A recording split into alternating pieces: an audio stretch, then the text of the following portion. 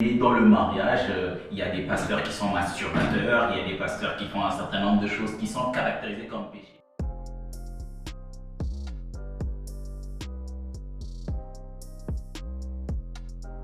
Bonjour, je me présente, prophète Steve Dogba, serviteur de la mission évangélique Parole et Vérité à Choisir Europe. Bonjour, moi c'est pasteur Fanny Ikoko, pasteur des églises du Salut Parfait. Bonjour, moi c'est Laetitia Anon. Je suis actuellement dans une école de commerce et je suis aussi servante de Dieu et je fais partie de la mission Gloire de la Seconde. Moi je suis le frère Ismaël Zouedil, je sers au sein de la communauté évangélique Maranatha et je suis coordinateur chez FIBS. Alors la question c'est, faut-il forcément s'exprimer pour prêcher la parole de Dieu?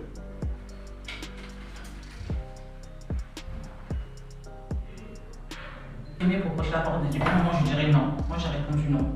En fait, il faut essayer d'être. Faut s'exprimer le mieux possible, être compréhensible, voilà, être compréhensible pour que le message soit passé. Après, côté expression, tu peux avoir un accent, mais pour autant ton message passe et que le message touche. Le plus important, c'est s'exprimer le mieux possible pour que ton message soit compréhensible, mais pas être peut-être à 100% connaître peut-être la langue française ou lingala ou anglais. Le plus important, qu'on puisse comprendre ton message. C'est ça pour moi. Moi j'ai une réponse un peu mitigée, une réponse entre oui et non. Pourquoi? Parce que non, pourquoi? Parce que c'est pas ce qui fait le message. Ce qui fait le message, c'est ta consécration. Ce qui fait le message, c'est ta relation avec Dieu. Oui, pourquoi? Parce que nous voyons à plusieurs reprises dans la Bible qu'il y a certains serviteurs, pour atteindre certaines sphères de la société, devaient bien s'exprimer. Ça veut dire que lorsque l'apôtre Paul se retrouve devant les avocats pour leur prêcher, lorsqu'il se défend, lorsqu'il dit certaines choses, il s'exprime très bien parce que c'était quelqu'un d'intellectuel. Lorsque Jean commence à écrire le livre, il va parler d'une certaine manière avec certaines figures de style, tout simplement parce que c'est des intellectuels. Donc oui et non, c'est pas ce qui fait la force d'un message, mais c'est important de l'avoir pour atteindre certaines sphères de la société. Moi j'ai répondu non, pas forcément, parce que c'est pas. Enfin. Bien s'exprimer, on va dire de la langue mouillère, c'est pas forcé, mais c'est nécessaire pour plus tard, parce que la Bible dit que nous devons gagner des âmes et dans toutes les nations faire disciples. Et pour atteindre un certain niveau de disciples, par exemple, si on veut toucher les présidents, il faut que nous ayons un langage un peu différent de ce dont nous avons l'habitude de parler quand nous sommes ensemble en fait. Donc c'est pas forcément obligatoire, mais c'est nécessaire au fur et à mesure. Il faut que tu grandisses comme lorsque tu grandis dans la foi. Moi je dis non et oui, je suis un peu comme l'homme de Dieu. Non, parce que je me réfère à la parole de Dieu. La Bible déclare que lorsque l'Éternel envoie Moïse, l'Éternel lui dit va pour libérer moi. Moïse commence maintenant à pouvoir se plaindre de savoir, mais Seigneur, je ne sais pas parler. J'ai même du mal à trouver donc des mots pour pouvoir m'exprimer. Et ce que j'aime avec Dieu, c'est que lorsqu'il t'envoie quelque part, il te donne les armes pour. Donc du serviteur donc de Jérémie, Dieu lui dit, ne dis pas que tu es un enfant. Hein? Parce que moi, l'Éternel, je t'ai choisi au fait. Donc quand Dieu te choisit, il met déjà donc cette capacité en toi. Quel que soit l'endroit où tu vas aller, il te rendra capable de pouvoir t'exprimer en fonction donc des personnes que tu vas rencontrer. Voilà un peu ma réponse. Selon vous, est-ce un danger de servir Dieu en étant célibataire?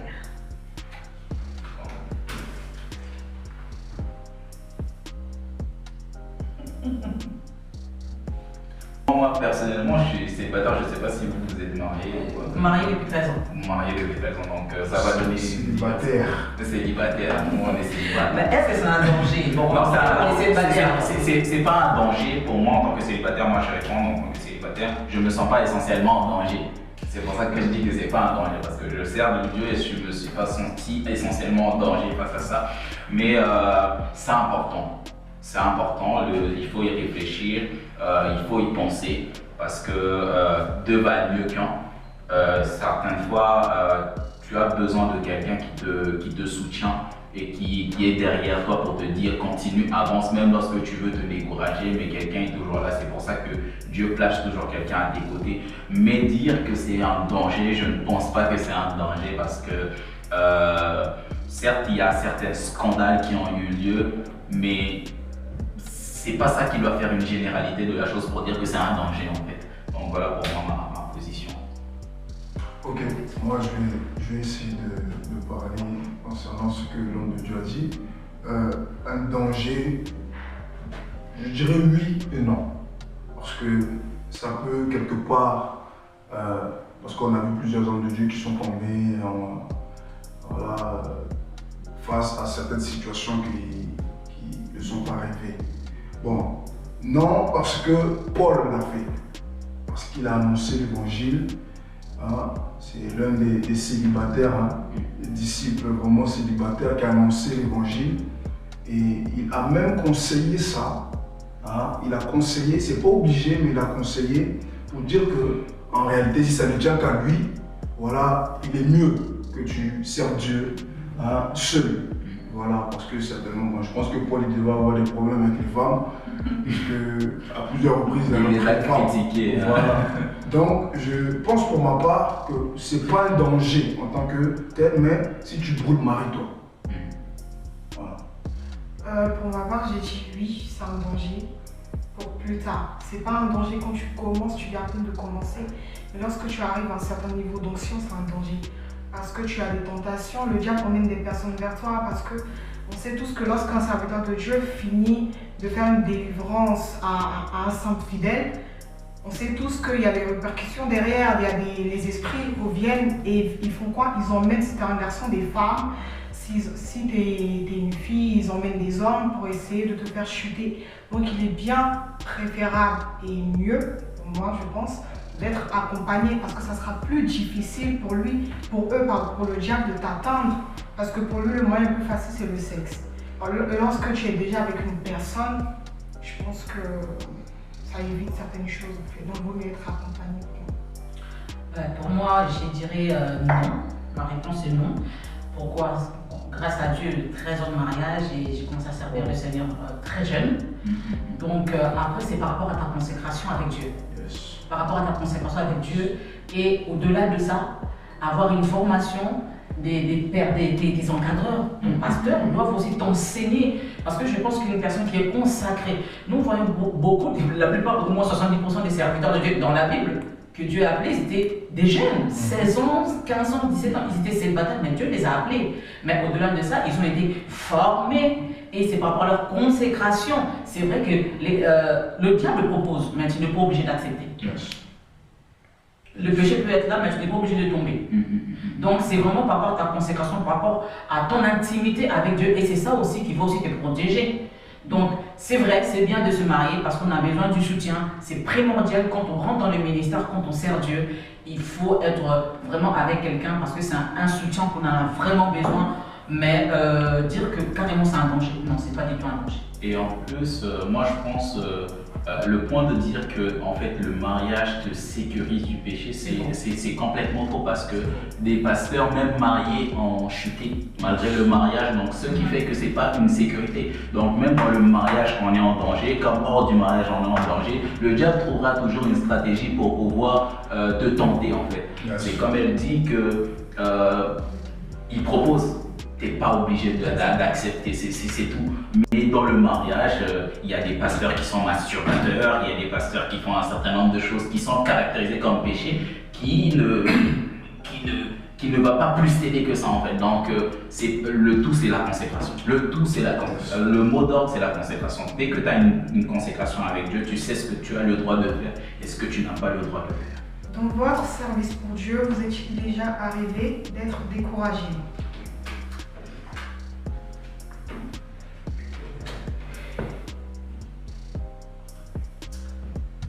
Bon.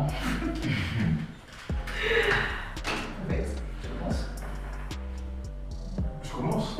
Non, ok. Alors, moi, je parle personnellement pour moi, mais je pense que comme tous, ici, on a une réponse assez uniforme. Un serviteur qui ne se décourage pas, je pense même que ce n'est pas un vrai serviteur de Dieu. Pourquoi je dirais ça? J'irais beaucoup plus loin en touchant la Bible, c'est que notre modèle, qui est Christ, arrive à un moment donné lui-même se décourage et dit Père, si seulement tu pouvais éloigner de moi cette coupe en fait, parce qu'il arrive à un moment donné, c'est trop pour lui. Donc il y a des moments donnés, il y a certaines choses que nous devons encaisser qui sont beaucoup trop pour nous. Nous pouvons nous décourager, mais l'apôtre Paul dit mais nous ne sommes pas de ceux qui se retirent. Donc je me décourage, mais je ne suis pas de ceux qui me retirent. C'est pas que oh non, je laisse tomber l'œuvre de Dieu, ou je ne sers plus Dieu, ou je ne prêche plus. Non, non, non, parce que je disais encore à quelqu'un, même dans le désert, Jésus a prêché au diable. Il lui dit, la parole de Dieu dit aussi, c'est une prédication, parce qu'il utilise la parole de Dieu pour parler au diable. Donc à ce moment donné là, Jésus est en train, même dans son désert, de servir Dieu. Donc même dans le désert, même dans les moments les plus compliqués de fatigue, de découragement, même quand j'étais au chaos à terre, mais je continuais d'aller à l'église, je continuais de faire l'intercession, je continuais de prier, parce que c'est que comme ça qu'on peut se relever, parce que Jésus, à force de prier, Dieu va envoyer des anges qui vont le fortifier. C'est à force de continuer de faire la chose que la force revient. Voilà. Bon, je vais répondre pour rejoindre l'homme de Dieu. Je vais répondre pour rejoindre l'homme de Dieu. C'est vrai, hein, tous. Le découragement, en tout cas, c'est quelque chose qui, on va dire, c'est dans la vie de l'homme de Dieu. Tu peux être découragé, mais tu n'as pas le droit de douter de Dieu. Parce que le doute est le contraire de la foi. Donc là, je peux me décourager. Je me suis découragé plusieurs fois, mais je ne suis pas sorti ou bien je n'ai pas douté de l'existence de Dieu. Voilà. Donc, oui, je me suis découragé plusieurs fois. C'est pas une honte de dire que tu t'es découragé, vu que même Christ s'est découragé, comme il l'a dit, mais il n'a pas abandonné. Voilà. Donc, pour moi, je vais rester juste là. Tu peux te décourager, mais tu ne dois pas abandonner donc, la main de l'Éternel. Moi, ça m'est déjà arrivé. Et j'ai même fait pire, douter même de la main du Seigneur dans ma vie.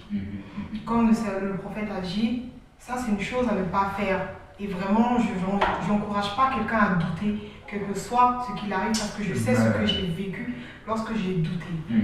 Il a été souverain, oui, après il m'a relevé, il m'a montré encore que sa main était là, mais il m'a rappelé que derrière, je l'avais aussi blessé. Pourquoi? Parce que j'avais douté de sa main et puis j'avais oublié ce qu'il avait fait dans le passé. Donc, tu peux être amené à être découragé, mais il faut que tu te relèves demain et que tu te rappelles de ce que Christ a fait pour toi. D'accord. Moi, pour moi, déjà, je dirais, être découragé, c'est ce qui prouve que tu es un homme. C'est très important, ça, on ne doit pas l'oublier. C'est pour ça qu'on nous appelle des hommes de Dieu. Des hommes humains faits avec la chair, avec les os, mais qui appartiennent à Dieu. Donc, oui, tu vas être découragé, tu seras encore découragé. Bon, comme tout le monde l'a dit, après, il ne faut pas oublier surtout, ce que Dieu t'a dit quand tu t'as appelé. Il ne faut jamais, au grand jamais, oublier ça. Moi, j'ai été découragée plusieurs fois dans le ministère et j'ai même demandé la mort. Mais ce qui m'a fait en sorte que je puisse me relever, c'était la promesse de Dieu, ce que Dieu m'avait dit. Et c'est exactement ce que Jérémie dit. Jérémie dit, tu m'as séduit, tu m'as convaincu. Et même lorsque j'ai envie de t'abandonner, mais je sens un feu qui brûle en moi, qui me dit que tu ne peux pas abandonner. Les épreuves, il y en aura. Les problèmes, il y en aura. Le rejet, l'abandon. Tout ça, je l'ai vécu. Mais ce n'est pas pour autant que j'ai abandonné parce que j'ai la promesse de Dieu. C'est la promesse de Dieu qui fait en sorte que c'est comme un tapis roulant, la promesse de Dieu. Tu marches sur la promesse de Dieu, sur ton tapis roulant, le tapis rouge. Même si tout autour de toi, il y a des problèmes. Mais le plus important, il faut rester focus. On continue. C'est ça. Y a-t-il une différence entre un appelé et un élu de Dieu? Wow.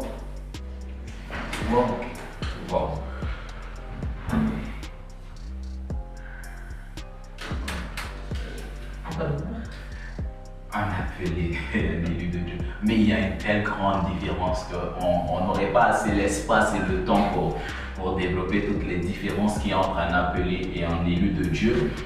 Mais je toucherai deux points essentiels pour moi. C'est que là où la Bible va utiliser ça en disant que non, il y a beaucoup d'appelés et très peu d'élus, c'est que Jésus donne une parabole très très simple en disant que non, un maître avait convoqué une fête, avait invité des gens prestigieux, etc. Mais ces gens-là ne pouvaient pas se rendre à cette fête-là. Tout simplement, lorsque je parle d'un appelé, je parle de quelqu'un à qui on a donné une invitation, mais qui ne répond pas forcément à cette invitation-là. Alors qu'un élu, c'est quelqu'un qui n'avait pas été invité, mais qui se retrouve dans la fête.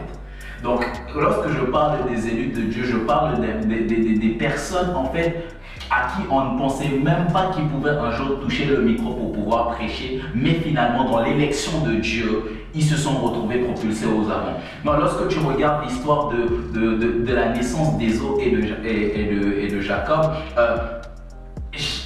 il était prévu que non, lui, il ne serait pas, mais la Bible dit que non, mais selon l'élection de Dieu, Jacob a été trouvé comme l'aîné. Donc, à un moment donné, parce qu'il y avait certaines choses, non, dans l'ordre, non, dans comment les chrétiens voient les choses aujourd'hui, normalement, non, tu as été impudique hier, non, hier tu étais prostituée, nanani, tu ne pouvais pas être prédicateur, mais dans l'élection de Dieu, tu te retrouves à être un élu de Dieu et tu es dans l'élection pour son œuvre. Dans la plupart du temps, tu verras une différence entre un élu et un appelé, c'est que l'appelé fait des chichis pour servir Dieu alors que l'élu sert Dieu avec amour. L'appelé fait toujours des chichis, l'appelé ne veut pas chanter à la chorale, l'appelé lorsque non, limite tu dois le payer pour qu'il vienne servir Dieu à l'église alors que l'élu sert Dieu comme un fou.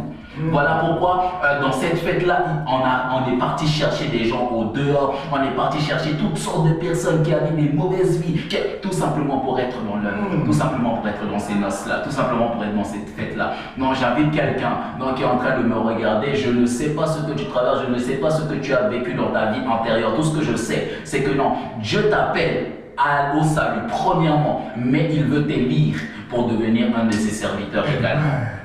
Voilà pour moi. Wow. J'ai un peu débordé, excusez-moi mon émotion. Je me souviens parce qu'en fait, j'ai préparé un message et le message, parce que la question là, ça m'a percuté et le message en fait a été dit. Et c'est pour ça que tout à l'heure j'étais comme ça et j'ai commencé à sourire parce que j'ai entendu tout ce que j'avais préparé de la bouche de son serviteur. Comme il a dit, être appelé, c'est une invitation que l'on te fait. Maintenant, tu as donc ce droit-là de répondre. Maintenant, quand tu es élu, ça c'est autre chose. Tu es choisi. En d'autres termes, tu es sélectionné de manière sentimentale par un Dieu puissant que tu sers aujourd'hui. Parce que nous sommes dans le cadre spirituel. Donc, quand tu as été choisi, au fait, à partir de ce moment, ça ne dépend plus de toi, mais ça dépend de celui qui t'a choisi.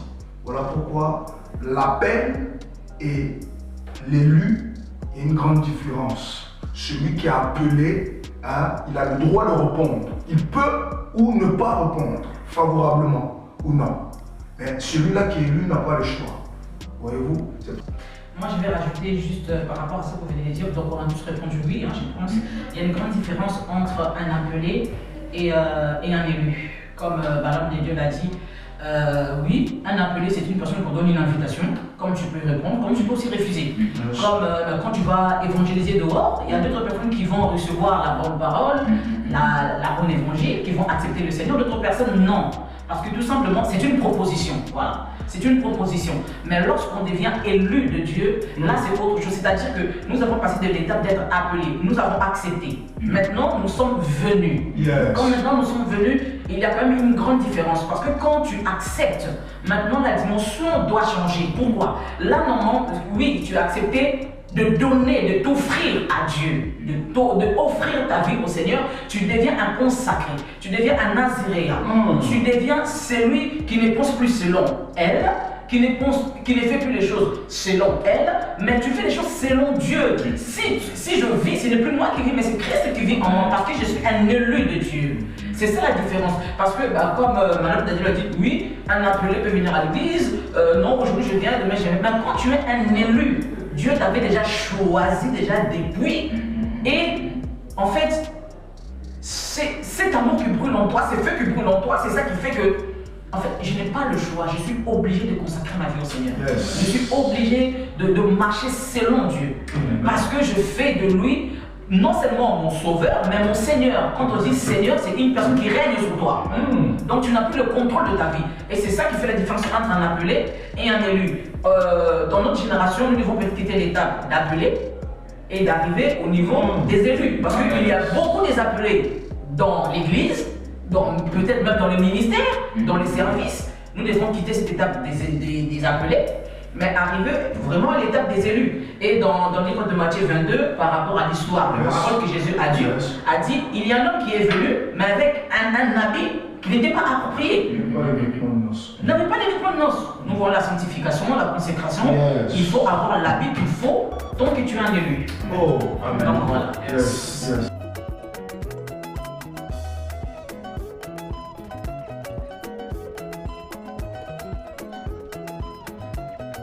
Si le concept vous a plu, n'hésitez pas à liker et partager. En attendant, on se retrouve vendredi prochain à partir de 19h pour un nouvel épisode.